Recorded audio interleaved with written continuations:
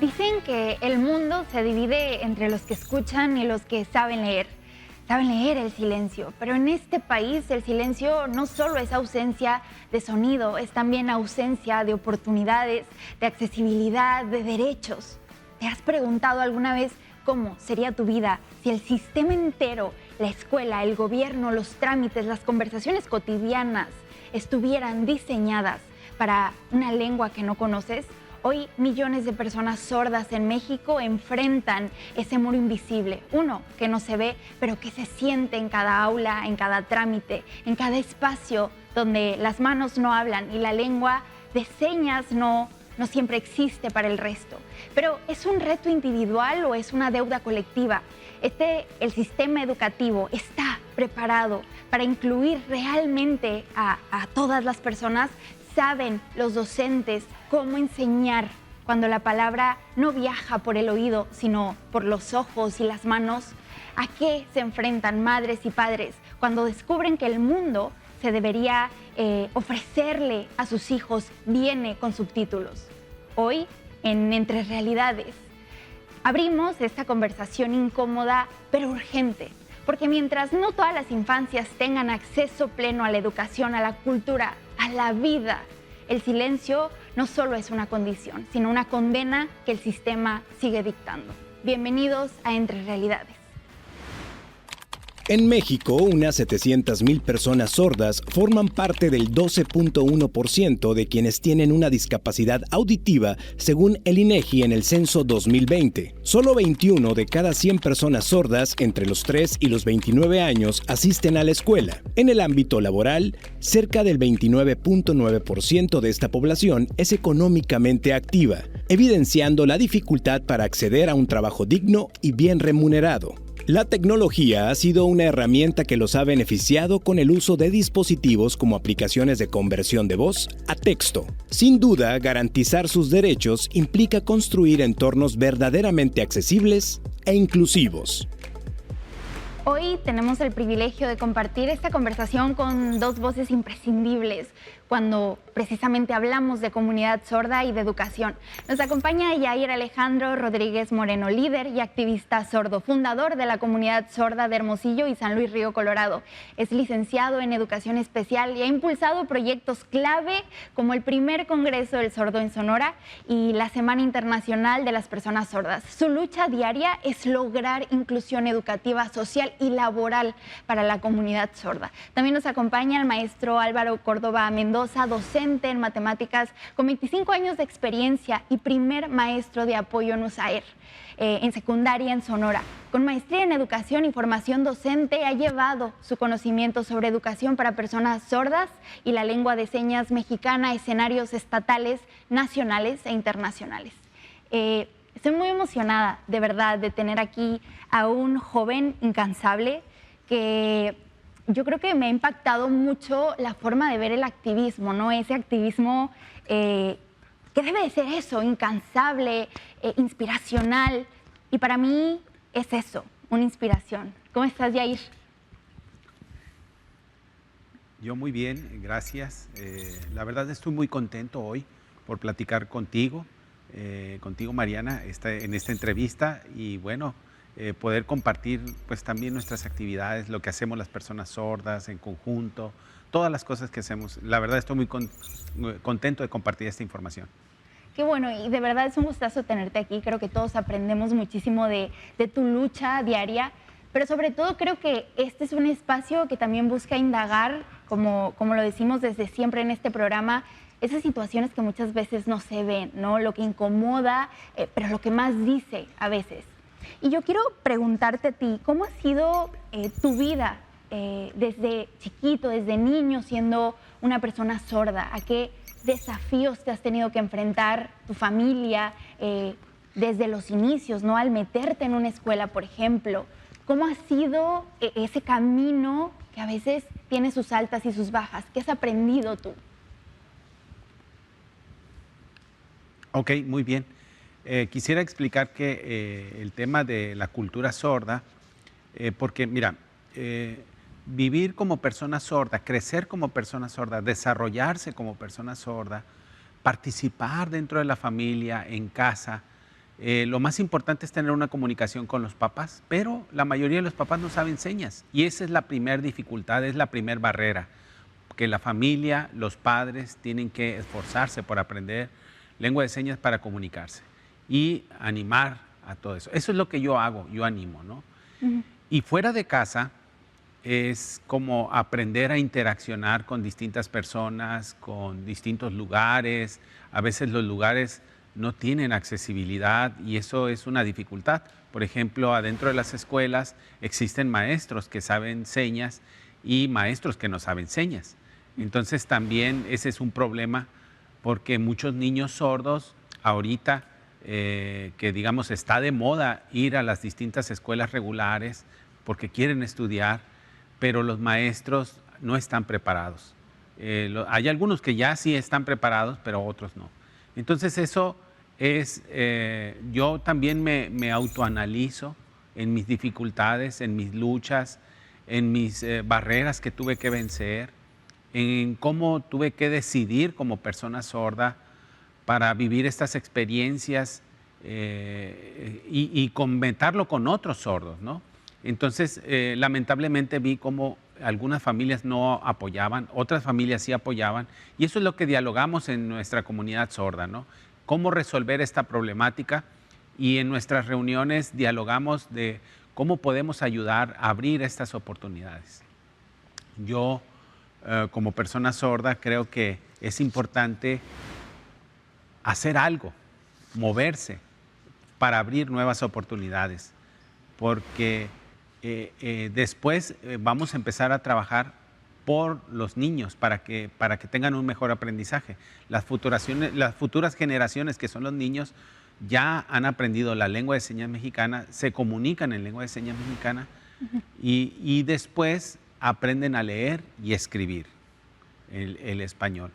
Porque los niños sordos tienen el derecho a usar su lengua natural, que es la lengua de señas, y después, en segundo lugar, aprender el español, aprender a escribir, a leer en sus cuadernos, comunicarse con mensajes. Es una forma de comunicación. Entonces, ¿cómo podemos defender el derecho de la educación de calidad a los niños sordos y cómo los maestros necesitan y deben aprender lengua de señas para trabajar estrategias específicas para la lectoescritura de los niños sordos? Del 2022, aquí en el estado de Sonora, ya nos hemos movilizado, hemos hecho muchas actividades de la comunidad de sordos, hemos logrado algunos cambios en la ley, el reconocimiento de la lengua de señas, para que todos utilicen en las escuelas, utilicen de manera obligatoria y que no se discrimine la lengua de señas, sino que de manera obligatoria en todo el estado de Sonora ya se dio ese gran paso. Y a nivel nacional, solamente 3 estados tienen ese reconocimiento de la lengua de señas mexicana. El primero fue la Ciudad de México, el segundo Yucatán y tercero Sonora. Y ahorita, en este año, me he sorprendido porque hay otros estados que ya vieron esto que estamos haciendo aquí en Sonora, esta movilización, y quieren imitar esto y están haciendo estos movimientos. Entonces hay 2 estados más, el de Colima y el de San Luis Potosí, que ya están trabajando en eso para aprobar la lengua de señas mexicana y darle ese reconocimiento. Y seguir trabajando en esto y movilizándonos como comunidad sorda. Yair, devolviéndonos un poquito al inicio, aquí nos gusta mucho hablar de sistemas, ¿no? De todo el detrás de lo que vivimos, que muchas veces no se ve, el cómo está diseñado el mundo en el que vivimos. ¿Cuándo fue o qué sentiste en ese momento en el que te diste cuenta que a lo mejor ese sistema, lo que te rodea, no estaba diseñado para una persona sorda, por ejemplo?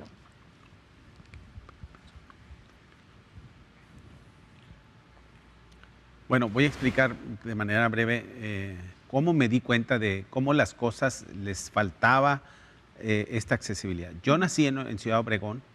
Después, a los 2 o 3 años, siendo un bebé, nos movimos a Estados Unidos, en Arizona. Allá fui a escuelas de sordos, en educación especial para niños sordos, pues como un tema de discapacidad, ¿no? La discapacidad auditiva. Las escuelas de Estados Unidos tienen atención para puras personas con discapacidad. Y recibí muy bien la información en la lengua de señas americana, que no es igual al idioma de México.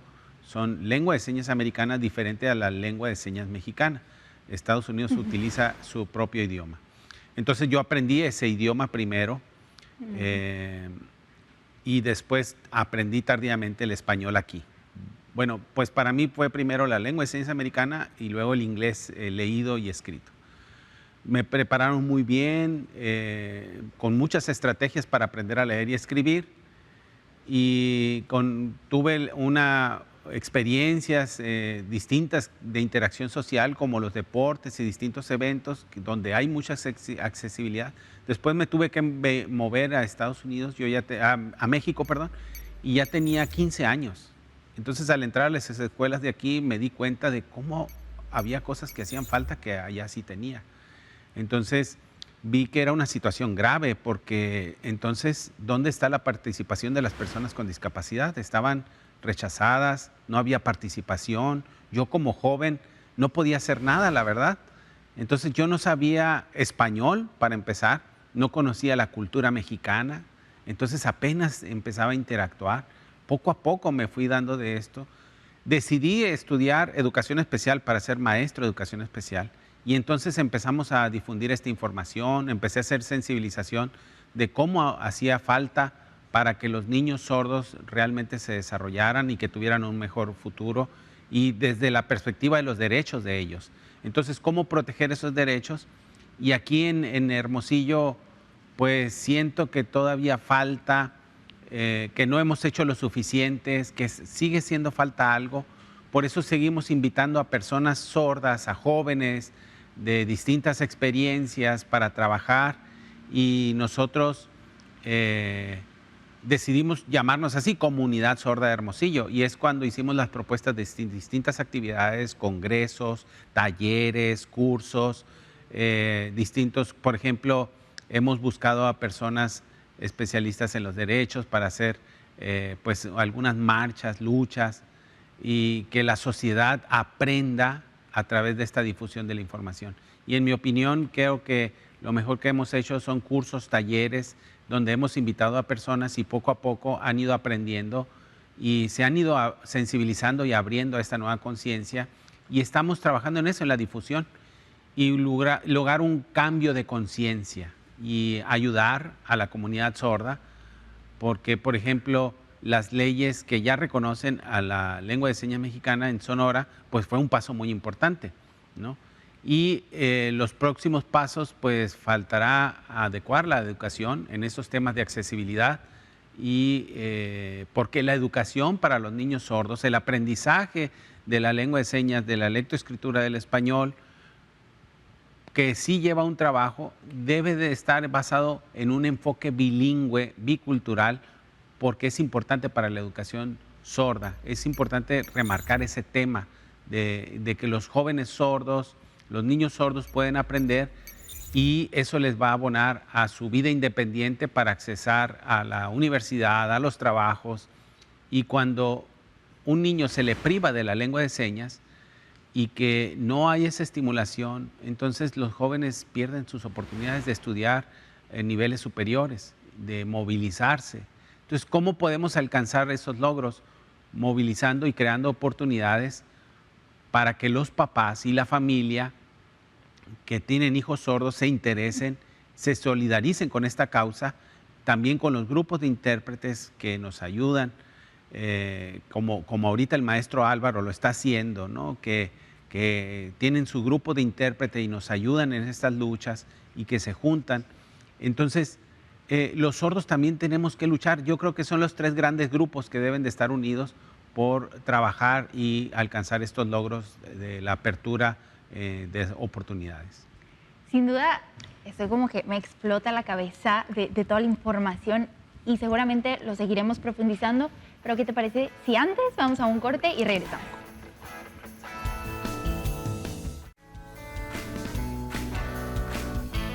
Tenemos aquí a Yair, un joven que con cada palabra que dice creo que viene a enseñarnos un montón de cosas, abrirnos el panorama.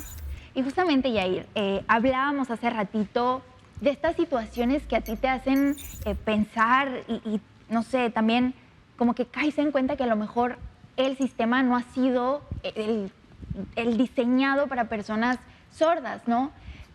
Y detrás de cámaras yo te decía que irradias esa alegría, esas ganas de querer hacer algo que tantas veces falta en el activismo. Y te quiero preguntar, ¿cómo has notado Hermosillo, ¿no? En cuestión de progreso?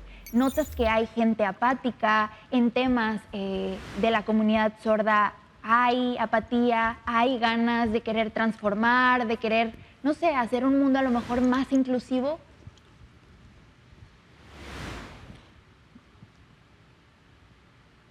Bueno, quiero explicar que he hecho una comparación a través del tiempo.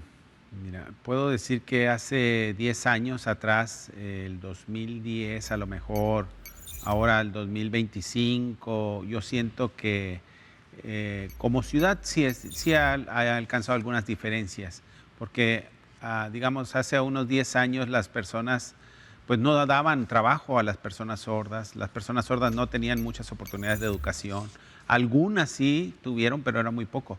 Ahora al 2025 yo veo que hay muchos jóvenes interesados, jóvenes sordos ya están trabajando, ya están estudiando. Hay buenas noticias, como por ejemplo hace un mes pasado, algunas personas sordas los contrataron en Amazon.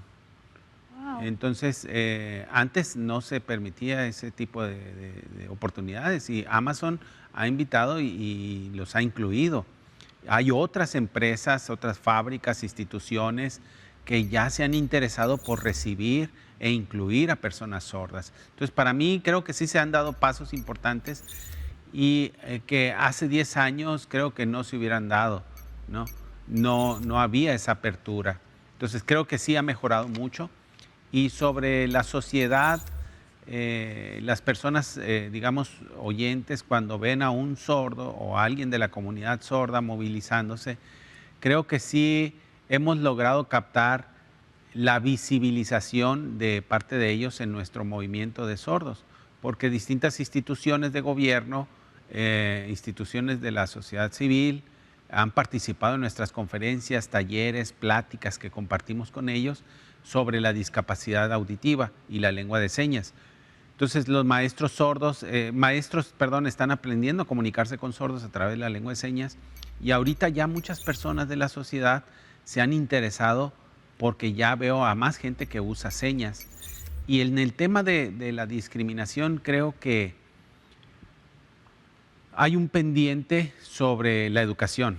Sí, digamos que hay algunas situaciones de discriminación porque las personas sordas se pierden la información cuando están en la clase, no se entrega toda la información. Sí están dentro de la clase, pero creo que ese es el tema de la educación más importante que necesitamos ahorita trabajar, el tema de la educación, porque los niños sordos necesitan saber cómo resolver problemáticas, necesitan desarrollar en su cerebro el desarrollo cognitivo lingüístico para poder comprender y dar ideas, opiniones, sus pensamientos, sus decisiones. Entonces, cuando los niños sordos lleguen a la adolescencia y tengan toda esta reflexión profunda, ese análisis, entonces en un futuro van a tener una vida independiente y van a poder alcanzar estos logros educativos, laborales, de poder hacer exámenes para el trabajo, porque necesitan haber desarrollado todas esas habilidades cognitivas, ¿no?